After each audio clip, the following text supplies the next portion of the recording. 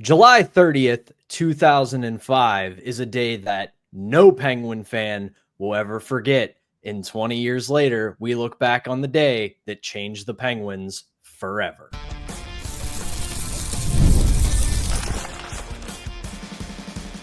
You're Locked On Penguins, your daily podcast on the Pittsburgh Penguins, part of the Locked On Podcast Network, your team every day. Welcome into another edition of the Locked On Penguins podcast. I'm one of your hosts, Patrick Damp. You can follow me on all social media platforms at synonym for wet.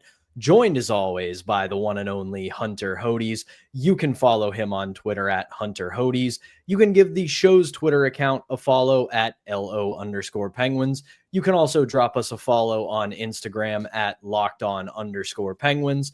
And of course, we appreciate you making us part of your daily routine.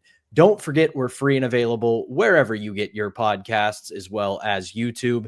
And if you follow us on YouTube, be sure to hit the notification button. That way you can be among the first to know when we drop our latest episodes. Before we jump into it today's episode is brought to you by Game Time. Download the Game Time app, create an account, and use code LOCKEDONNHL for $20 off your first order. Hunter, it is a day in Penguins history that no fan will ever forget.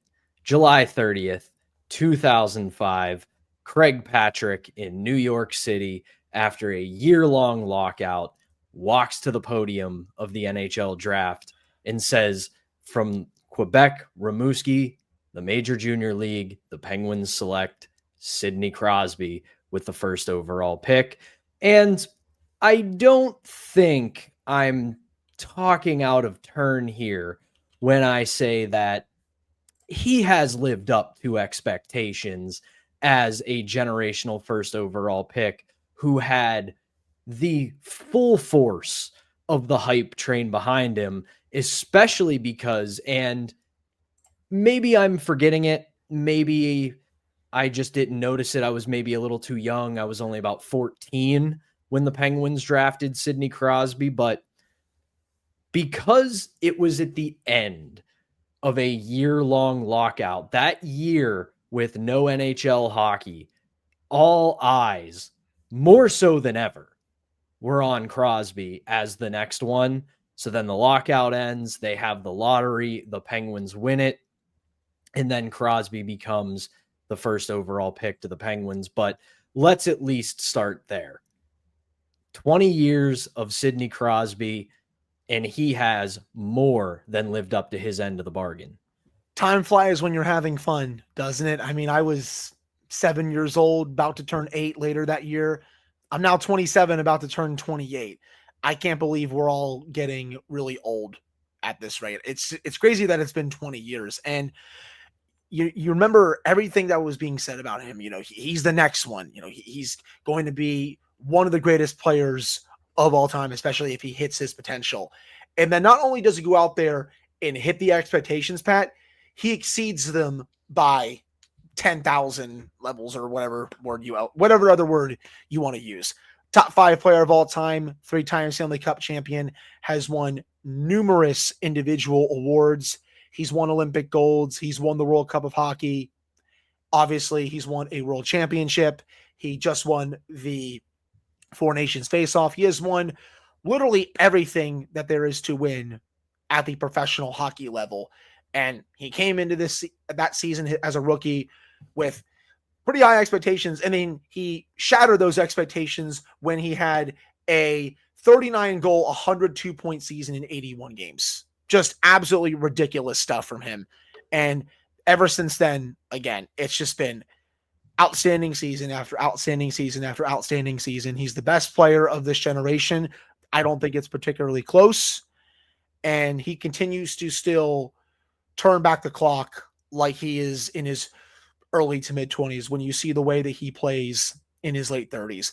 Is he good defensively anymore? No, he's kind of left that part of his game, in the mid-2010s, if I had to say. And Jesse Marshall, our good friend of the show, he put that Twitter picture up today of him and Mario having that cool little picture at the draft. Just, again, it really is nuts how fast time flies. It really is. And you brought that up. I think a lot of people, understandably, because we're 2 decades into this, forget that his career did start with Mario Lemieux on the Pittsburgh Penguins. It Yes. wasn't just Mario, the owner, passing the torch to Crosby, the next one. It was Mario, the owner player, passing the torch to Sidney Crosby. I would put it this way. His offense, it's not the same as it was in the mid 2010s. He's not sleepwalking his way to triple digits in points. He's still getting very close. He's still one of the better offensive drivers, top 10 in my estimation in the NHL right now, but he is still a rock defensively. It's not, again, similar to the offense, not the same as it was in the mid 2010s when there was a 3-4 year stretch where you could put his name in Selke conversations. He wouldn't win it, but you could definitely have him top 3, top 5 in voting for it, but you were never going to give him the trophy. At the same time, you look at the way he plays now, and the thing that he does better than most, and I would say better than any one of his modern day cohorts, is he adapts his game to where his skill level is. Is he the same lightning fast, highly skilled early 20-something anymore? Not at all. But he plays within himself better than any player I think we've ever seen. Because, again, not putting up 100 points like clockwork, not being the two-way force he had become in his mid-20s, but he's rarely, if ever, out of position. He still has vision like none other. He can still make unbelievable passes and make unbelievable looks even to this day. And he's slowed down a little bit, but I don't want to say this as an insult to the Robin to his Batman, but you kind of see this with both Evgeny Malkin and Chris Letang now. The body's slowing down a little bit on those two. And they're still trying to do things that they were able to do 6-7 years ago that they can't do anymore. You can't really say that for 87 anymore. I will say this, just to finish up this segment. I disagree with you about the defensive part. I do think that part of his game has really left as he's gotten older. I think he's really sacrificed that part of his game at this rate to drive more offense. And that's on tape. And when you look at the numbers, especially when you look at the numbers, he ranks in the 13th percentile for 5-on-5 even strike defense, 99th percentile for 5-on-5 even strike offense. That comes courtesy of JFresh cards. Very good. Support him. He does a fantastic job. And when you also watch the tape, I get what you're saying. Like, he's not really out of position, but he's still not making a lot of, oh my God, like, look at these, great defensive plays, like, say someone like a Bergeron was doing in his prime, even now, for example, like a Nico Hischier or Sasha Barkov. And, he's not going to be that type of player now in his career, but he also, I wouldn't say he was on that level defensively early in his career, but at the same time, I agree with your sentiment that if you wanted to put him maybe top 5 to 7-ish for the Selke, even when Bergeron was winning these awards every single year, I would not have disagreed. He was fairly underrated defensively during the early 2010s into the middle 2010s and even towards the late stage 2010s. But especially these last few years, I feel like his defensive game has really gone downhill again. I think that's supported by the film and that is supported by the numbers. So I will disagree a little bit with you there. However, the offense, it is still fantastic. One of the best players in the league. And I can't wait to see what he does this upcoming season and for the rest of his Penguins tenure, even though we are now at the back 9 of his career. So those are my main thoughts on the Crosby stuff. But hey, I think that's a great place to leave it. It's been a great career so far because we know he's got at least 2 years left on that deal. We don't see him retiring anytime soon. And like you said, Hunter, we're excited to see where it leads for the next however many years.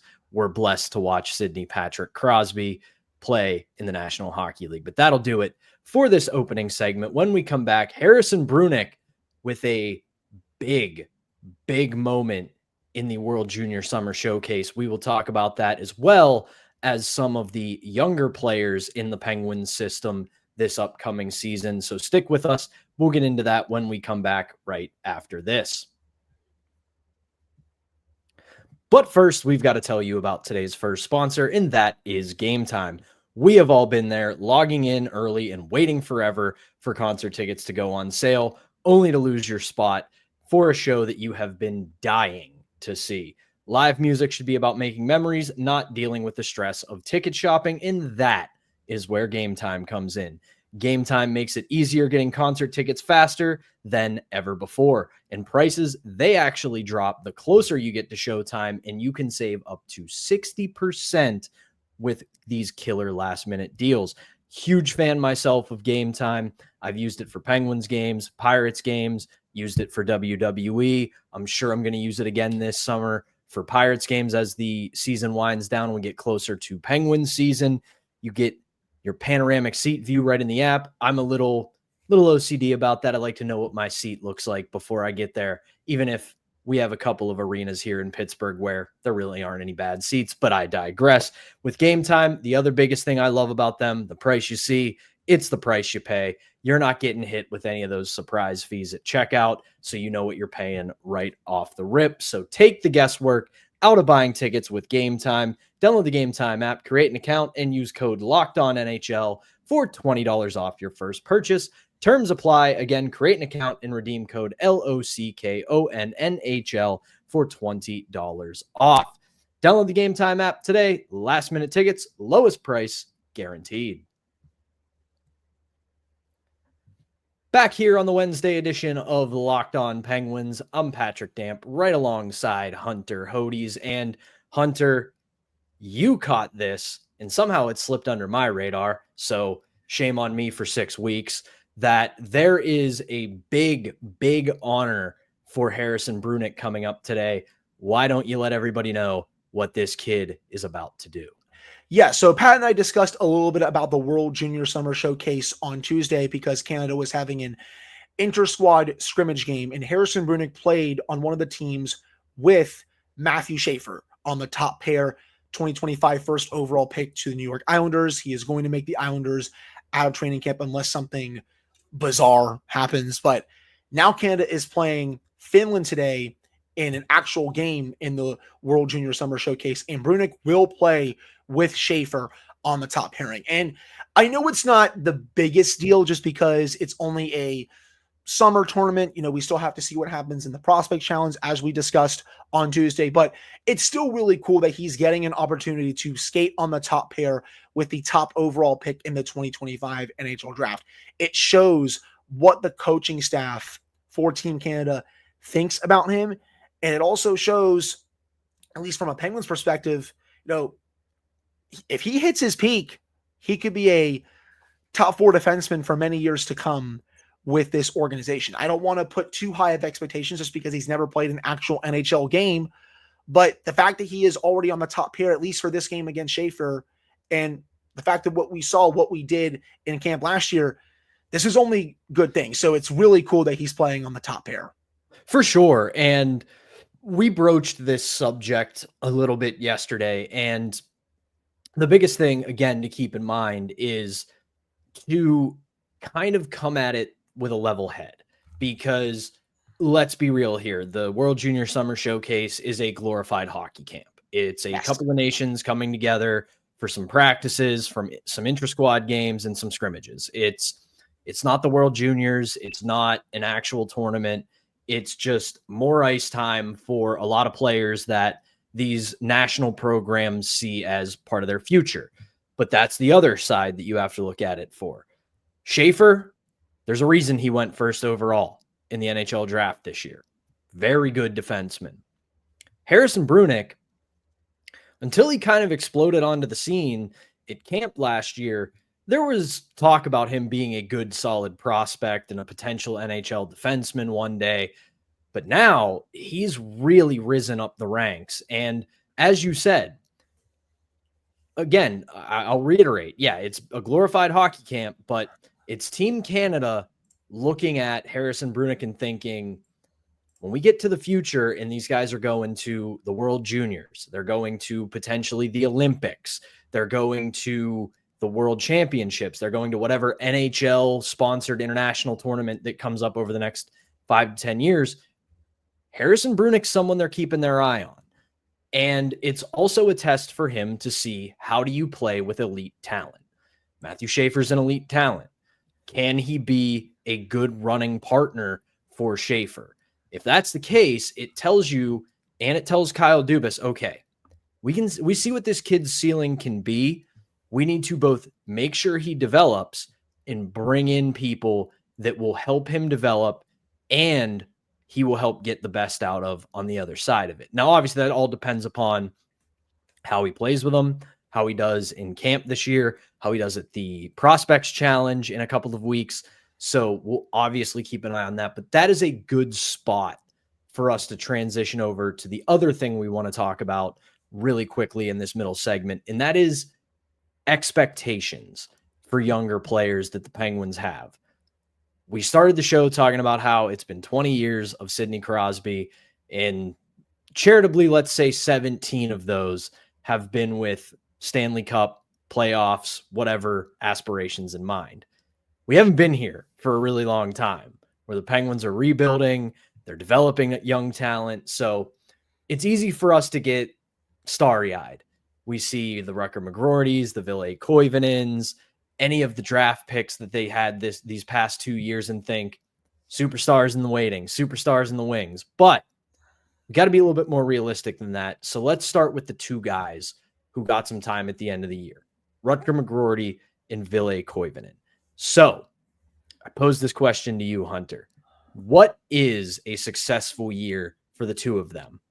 Well, I kind of hinted at it during the episode on Tuesday, so I will reiterate that here. I think if you can get 35, 40 points out of those two, they're around a half a point per game players over an 82-game season, that is a success for me. Anything more, like say, Pat, you get 50 points out of them, that exceeds expectations for me. But if you can get, for example, 15 goals, 20 assists out of Villie Koivunen, or even from McGroarty, the opposite, 20 goals, 15 assists, somewhere in that ballpark, I will gladly take that.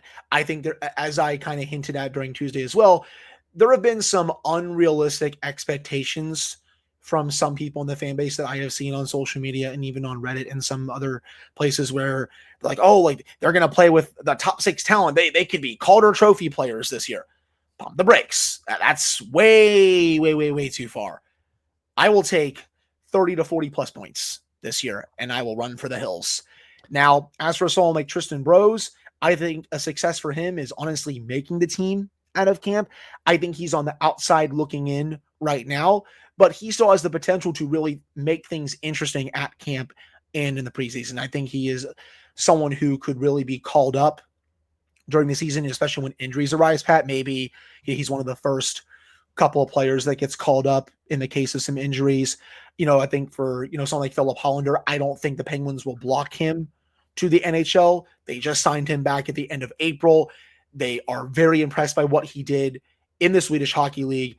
If he earns a spot out of camp, they will not block him. And I think a success for him, double-digit goals, some decent assists down in a bottom 6 role, not expecting anything massive out of him. But if you can get double-digit goals out of him in a bottom 6 role, I will gladly take that as well. Philip Tomasino, success for me, just more consistency. Like I still want double-digit goals. I want for him, especially if he's in a top 9 role, maybe around 30 to 35 points. If you can get 15 goals, 20 assists out of him too, I will also gladly take that.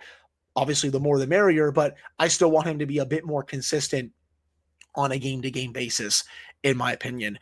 And then we already discussed Harrison Brunicke, but success for him, if he's able to make this team, get a 9-game trial, heck, I think he exceeds expectations if he stays the entire season. We just have to see what happens during camp and the preseason. But as we both know, it's either here at the NHL level or it's back to his junior team in the WHL.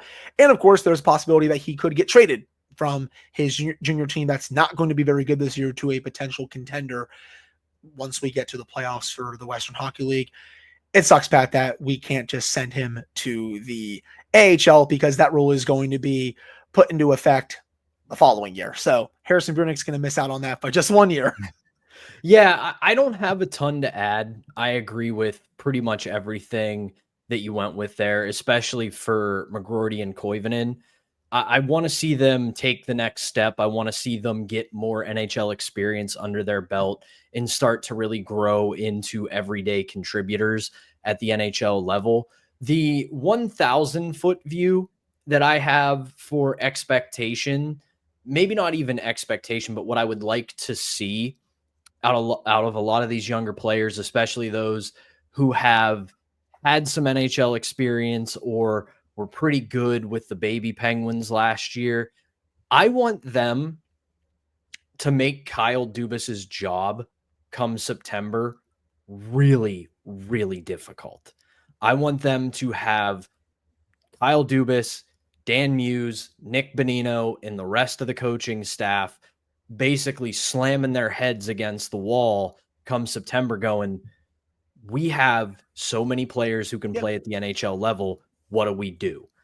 To the point where you almost have to feel bad about sending a couple of them back to the AHL because you look at them and go, they're ready to take the step, but you got to open up space for them. So I really want to see them make camp uncomfortable for the coaching staff, the hockey operations staff, and some of the veterans on the team, because that to me is what is really going to constitute them taking the next step. But to put a button on it, we do have to temper some expectations because these things take a little while. We don't want it to take forever. We don't want to be here for the next 5 to 10 years, but we're still very early in this process.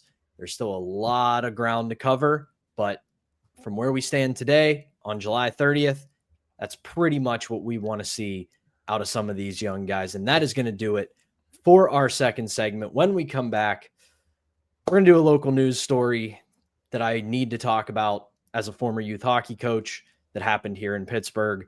We will get into that when we come back right after this.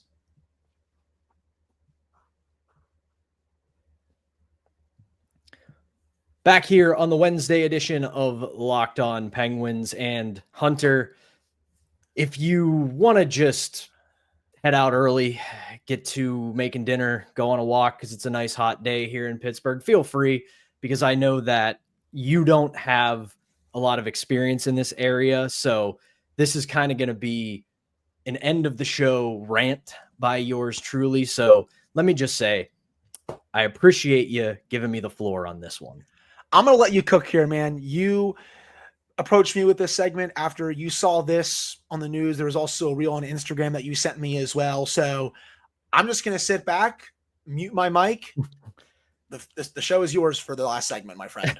So if you have not read the story or seen the reel, it is on kdk.com. That is my full-time employer. I'm a digital writer for them. It's also on the station's Instagram account, on the Reels account, as well as the KDK TikTok account. This happened on July 20th at RMU Sports Island. A woman had been accused of harassing and assaulting a 16-year-old youth hockey referee during a game. She was charged in the incident, and her husband have been banned from RMU Sports Island as a result of this. Essentially what happened, their child was kicked out of a game on a game misconduct for a blindside hit. As the referee was leaving the ice, they yelled profanities at him. They grabbed him and lunged at him for kicking their child out of the game. And I want to take a step back on this. A lot of people who know me know, and the reason I wanted to do this segment today wasn't just because of the story itself, but because I talked to, over the last week, a lot of people that I grew up playing hockey with, people who had coached me, people I had coached with about this incident. This is a huge, huge problem when it comes to youth hockey, not just in Pittsburgh, but around the United States, around Canada. I can't speak internationally because I don't know how it works around there, but in North America, this is a massive, massive problem. And I'm going to say this, and it's going to sound like I'm being insulting. It's going to sound like I'm talking down to people, and that is not my intent. But I have run these numbers every year at the start of, let's say, June into July, because that's usually around when tryouts and open summer practices start. When you compare the amount of US-born players who played at least a game in the National Hockey League in the prior season to the amount of people in the United States who had been struck by lightning in that same time, youth hockey parents, your child has a better chance of walking out of the rink and getting hit by a bolt of lightning than they do playing a shift in the National Hockey League. Now, that doesn't mean that it's not important. It doesn't mean you shouldn't want your child to succeed. It doesn't mean you shouldn't push them. It doesn't mean it doesn't matter. I played all the way through college. From the time I was 5 years old until I was 24, I played competitive hockey every single year. And it meant the world to me. It meant the world to my teammates. We competed, we won, we lost, we had our hot-headed moments, we had our dumb moments, you name it, it was all there. But we all understood. Our parents understood. Our coaches understood that this is not a means to an end. This is not the start of a professional career. I'm begging hockey parents to do this much. Let your kid fall in love with the game. Let your kid fail. Let your kid make mistakes. Let your kid succeed. Let your kid become a team player.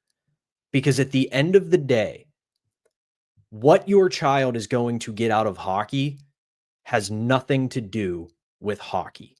It has everything to do with problem solving, with working within the confines of a team, with becoming a more motivated, more excitable person, somebody who wants to chase success, but doesn't want to do it in a way that is selfish. It's the beauty of the game. It's the ultimate team sport. No one player or one person can bring you success. It takes a collective effort. And this is the last point I'll make on it. We'll wrap up the show. For about, I would say, rough estimate, 90% of youth hockey, especially in Pittsburgh, is volunteer-based. The coaches are not getting paid. The people who run the organization are not getting paid. The teenager who's reffing the game or the 20-something who's reffing the game, they're getting paid, but it's basically gas money. They're not getting a salary. They're not making a ton of money. They're getting paid by the game, and it's not a lot of money. If this kind of behavior becomes normalized, becomes common, those coaches aren't going to coach. Those volunteers that run the organization aren't going to run the organization anymore. Those refs, they're going to get scarcer and scarcer because they're not going to want to be harassed for $30 a game and $120 in a day to drive all around Western Pennsylvania just to be harassed and potentially assaulted. So if you want the game in our region to continue to grow, which it has exponentially over the last 20 years, you've got to relax. You've got to let your kid fall in love with the sport.